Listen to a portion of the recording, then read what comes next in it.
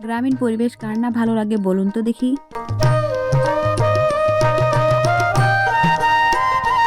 আর এই হচ্ছে আমাদের গ্রাম। সবুজে ঘেরা চারিদিকে গাছপালা আর এই যে দেখতে পাচ্ছেন চারিদিকে কুয়াশায় ভর্তি। অনেকেই জানতে চান আমার বাড়ি কোথায়? তবে তাদের উদ্দেশ্যে বলতে চাই এই হলো আমার বাড়ি। তবে এটা কিন্তু আমার নিজের বাড়ি নয়। মেয়েদের তো নিজের বাড়ি বলতে কিছুই হয় না। বাবার বাড়ি, শ্বশুর বাড়ি। আর এই হলো আমার বাবার বাড়ি। দেখতে পাচ্ছেন মাটির বাড়ি। কারা, কারা মাটির বাড়ি দেখেছেন অবশ্যই কিন্তু জানাবেন। নাচোল থানায় আমার বাবার বাড়ি।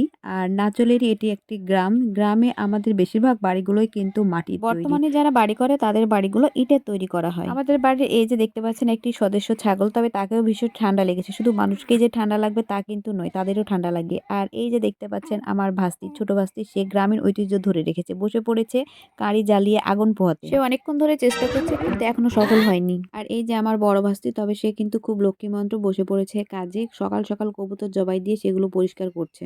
তবে যাই বলুন না কেন, গ্রামের মেয়েরা কিন্তু ছোট থেকেই কাজে কামে পারদর্শী হয়। और काम दी है নিজেরই কান্দাই। আর এই যে এইদিকে আমার পুচি তার মামির রুমে কিন্তু নিশ্চিন্তে ঘুমাচ্ছে। তবে কিন্তু সেও অনেক কাজের। কি কাজ করেছে জানতে চান? সে সারা রাত ধরে গ্রামকে পাহারা দিয়েছে। এক কথায় সে রাতে পাহারাদারের কাজ করে আর রাতের ডিউটি শেষ হলে দিনে সে ঘুমায়। সে রাত ১২টা ১টা পর্যন্ত কোনো মতেই ঘুমাতে চায় না এবং ঘুমায় না, সারা রাত জেগে থাকে। বাই দ্য ওয়ে, এটা হচ্ছে আমার ভাইয়ের রুম। আর যেহেতু আপনাদেরকে দেখিয়েছি আমি আমার বাবার বাড়ি, মাটির বাড়ি বাইরে থেকে দেখানো হয়েছে, ভেতর থেকে সেরকম ভাবে দেখানো হয়নি। তবে এটা একটা রুম। আমাদের বাড়িটা এক সাইডে ২.৫ তলা, এক সাইডে ১.৫ তলা, মোট ৬টা রুম রয়েছে। তবে এতগুলো রুমে থাকার মানুষ কিন্তু নাই বললেই চলে। আমার বাবার মাটির বাড়িটা আপনাদের কেমন লাগলো অবশ্যই কিন্তু জানাবেন। আর ভিডিওটি ভালো লাগলে অবশ্যই লাইক কমেন্টস করবেন এবং আমার পেজটি ফলো দিবেন। আল্লাহ হাফেজ।